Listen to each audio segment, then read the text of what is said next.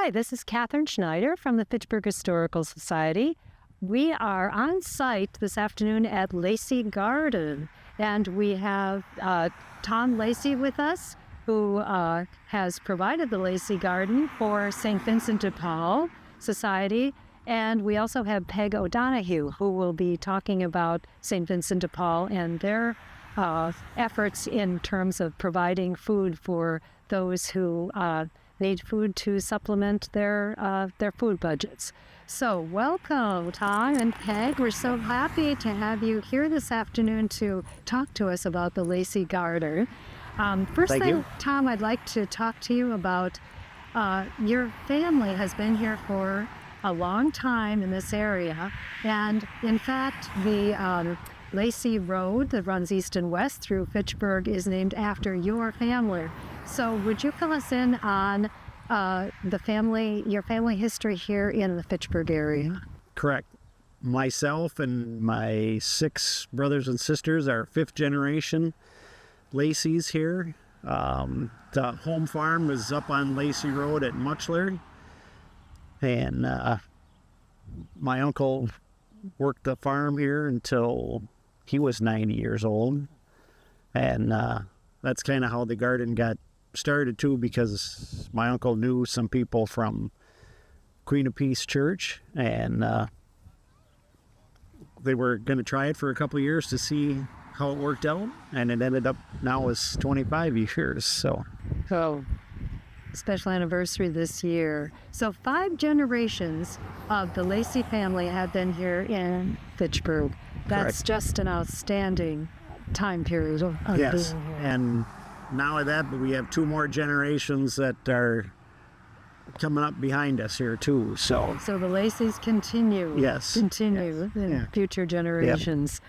So the farm here on Whalen Road, where the Lacy Garden is located, is not the same as the home farm on Lacy, off of Lacy Road and Muchler Road here in Correct. Fitchburg. Can you tell us about this farm right here where Lacy Garden is located? my grandfather Leo bought this farm in mid 1950s, I believe. And my dad and my mom lived on this farm after they were married, and it was just the farms worked together and all is one. So, And tell us somewhat about this farm in terms of the farming here. What kind of farming has been done here? A little bit about maybe the soil here. Just some background about the farm. well, at one time, like at the home farm, there was cattle and hogs, the standard type smaller farm there. When this farm was purchased there was hogs here for quite a few years, and the crops that were grown were to feed and supplement the animals that were here. In the later years, it became more of a cash crop operation. The soils are very fertile. Miami silt loam and Carrington silt loam. There's a few rocks here too, here and there, but Can't help it. it's not a terrible thing. And so the crops always grew plentiful. Very productive soil here. Very productive soil, yes. That's great. And you started to talk a little bit about the Lacy Garden itself and how it came to be. 25 years are being celebrated of the Lacy Garden being here that the St. Vincent de Paul Society tends. Can you tell us a little bit more? You said there was a connection with your was my uncle. Your uncle. And he knew some people from Queen of Peace Church that wanted to start, to get food for people that needed it. And so they were going to try it for a couple of years, and it turned out to be a pretty good process, and it just kind of kept going on throughout the time. There's 1 acre here on the farm that we donate.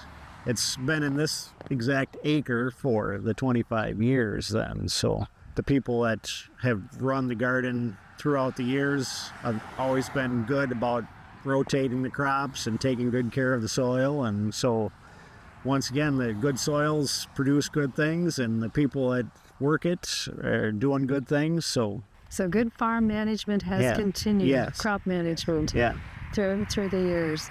And maybe a little bit about how with the farm here and then the soil and garden, how you manage to have this going on at the same time you're living your family life here. So I think you're letting people come in as volunteers and so on, and you have your own life here. How has that worked out?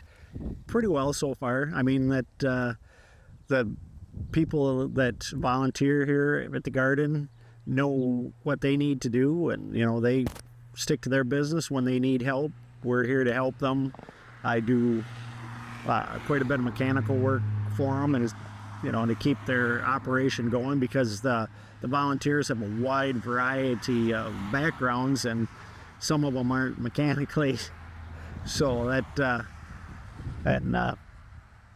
so everybody works together, and we're able to still have our life here and still provide for the garden too. So well, your generosity is just to be commended, in how you cooperate so well with all the volunteers who come in here and provide your expertise also. And I can't take full credit, because like I say, my uncle started it, and my dad was a big helper when he was still here yet, and so then I'm just kind of following on their shirt tails there to keep it going. Continuing the family legacy as the Lacy family. Yep. Let's mention your uncle's name and your dad and mom's names. My uncle was Paul Lacy. He farmed until he was 90 years old, and then he finally decided it was time to retire. And Dad lived here all of his married life, and so he was able to work with the people that were with the garden too, Phil Lacy. So and married to your wonderful mother, Winnie. Yes. Thank you. Who was also a historical society Indeed she was. person too. So wonderful. Thank you, Tom, for your family background. And Peg, if I can turn to you. Yes. Would you like to explain your role at the Lacy Garden? Sure. Here? I serve as one of a team of people who have chosen to put in perhaps a little more time than our regular volunteers.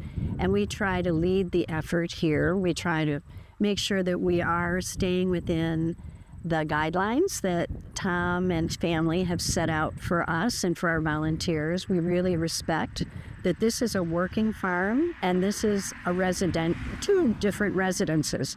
So that's something that we always cover with our volunteers, is what's appropriate when you are on someone else's farm. And the 25-year legacy, the very rich legacy of the Lacy family's generosity of donating this parcel that we tend to, really requires that we keep a good communication channel open to the Lacy family. So that also, I serve in that role, but so do some other members of our leadership team.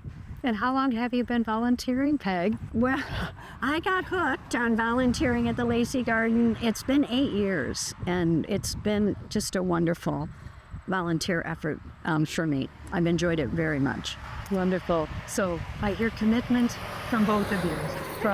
From Tom's part, obviously, as being a landowner here, and you, Peg, for your many years of working with Tom and the volunteers. So what specifically is grown here? Maybe more details about the garden, what's grown here, how the vegetables are able to be accessed by the people who need them to supplement their food budget. What we're attempting to grow in this garden would be produce that you would find in a grocery store, that would be familiar to people, that would be something that you would find in many refrigerators. And that could include, right behind us, this beautiful background. It's the asparagus patch. So that's one example. But we have kale, and we have potatoes, and we have tomatoes, and we have green beans, and we have watermelons. I'm just thinking of the things that I've recently, and sweet corn. And still attempting to grow carrots yet, and different things. Yes, so. And potatoes. And how households access the produce that is grown here is myself and others, after we have a night of harvest, which tonight will be a night of harvest, we then take our totes of vegetables or fruits that we have harvested, and we take it directly to St. Vincent de Paul Food Pantry, which is located on Fish Hatchery.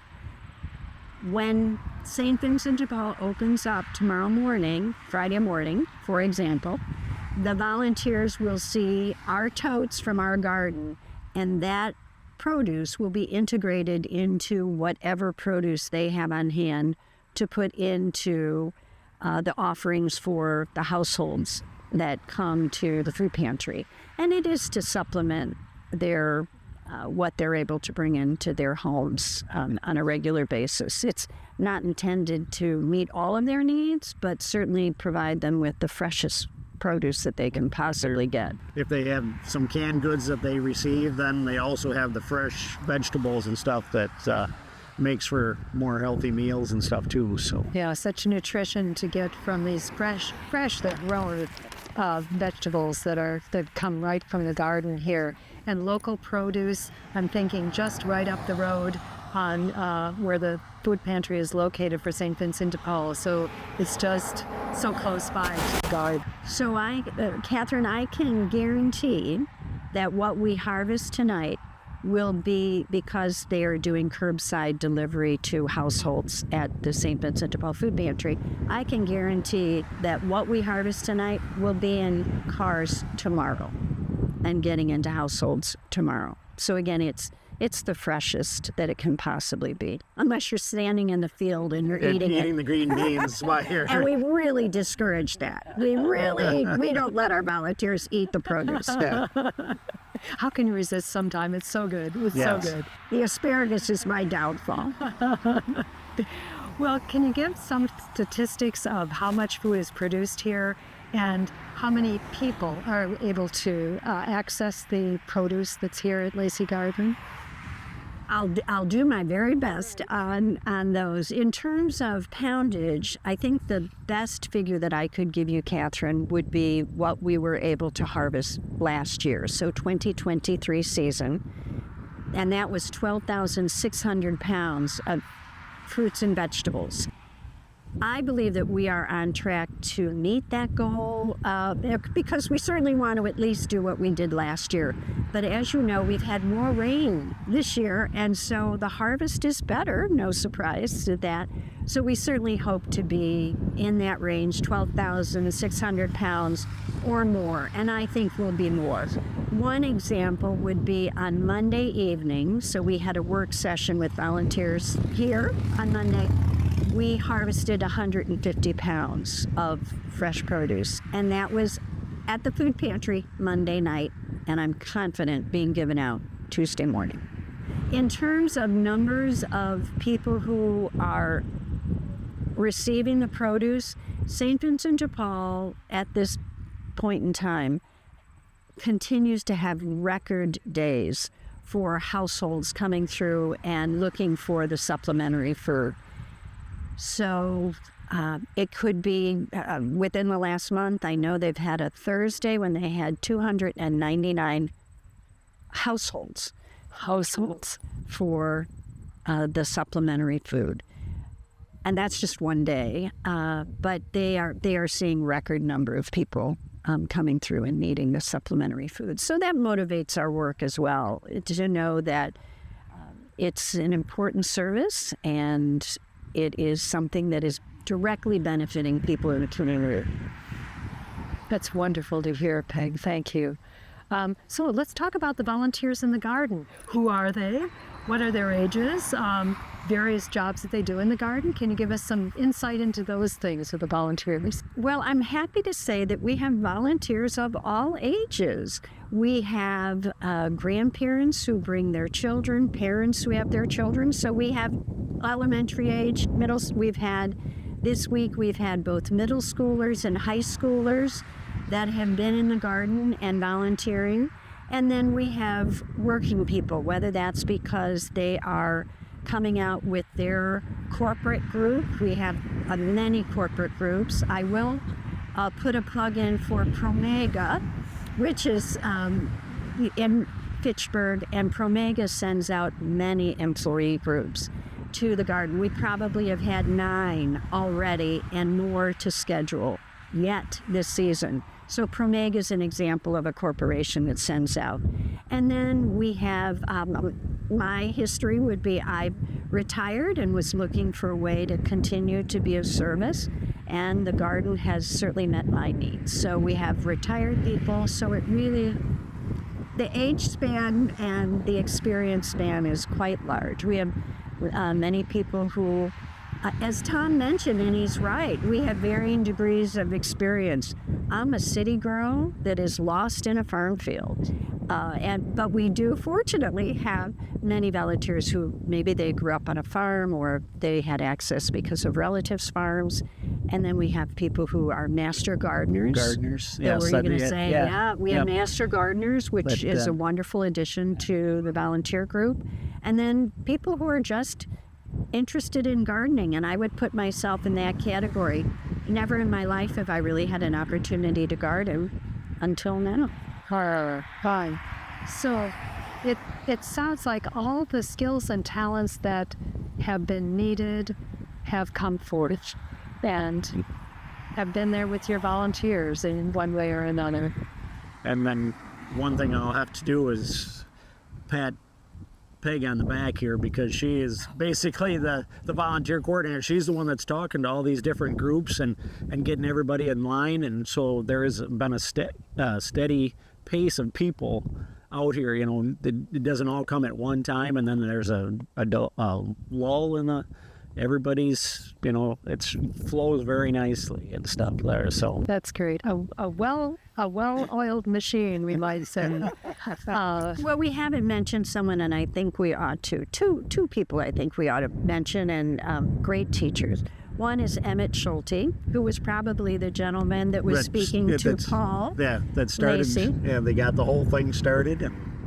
And then Tom Parslow, who started working with Emmett and then became the garden leader.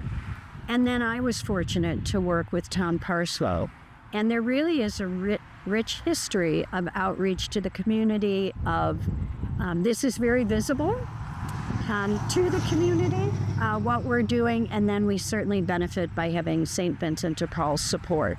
So the outreach and the interest of volunteers to come out here, I'm really building on a pretty solid foundation, I have to say. That's great.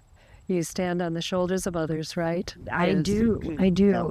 And I guess one more thing I'd like to mention is that really since the pandemic, and I know we're still moving through it somewhat, but I see a real increase in people's interest in giving back to the community, in being locally involved. And where this garden and what it does and what we provide to the community is such an easy sell that people are happy to join our efforts. But again, I see a change, and a positive change in people in their interest in volunteering. Thank you for letting us know that, Peg. That's so good to hear. And with that also, too, the volunteers that we have that come out here are not just out here to work in the garden and hoe and pick beans or whatever. They actually are wanting to make the garden better. They're looking at irrigation systems. You know, they're volunteering their time to do what they can to make this more productive and a better place to grow vegetables and stuff. So Sounds like a real community sense here. Thank you for using that word, because I think that has also been a goal of previous leaders and certainly current leadership in the Lacy family, is to build a community of people who wish to serve. So we were talking about irrigation systems. So that brought up the question for me.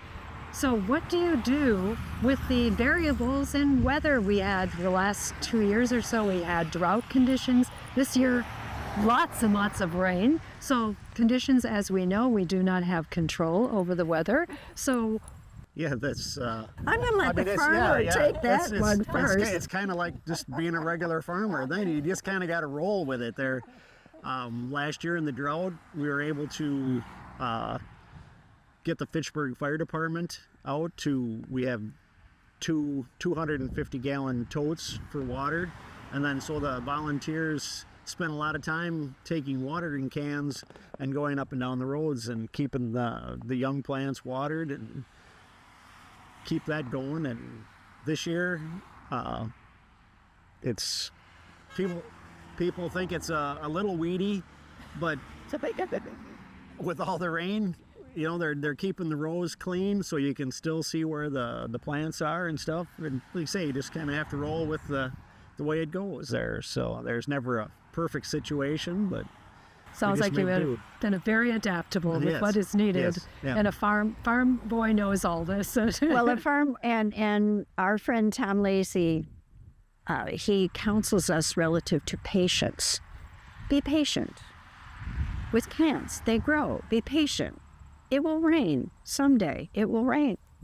So it's a learning process, quite honestly. When you've not been in a business or been in a farming family, you don't understand all of the variables that farmers have to take into account. And I don't mean to suggest that I am totally knowledgeable on that now, but I have a better sense of it when, especially last year in the drought. And I'm so glad that Tom mentioned the city of Fitchburg, because the city of Fitchburg was really our partner last year in getting water on the plants, which is why our yield of 12,600 pounds is really due in no small part to the water that the city of Fitchburg made sure we had.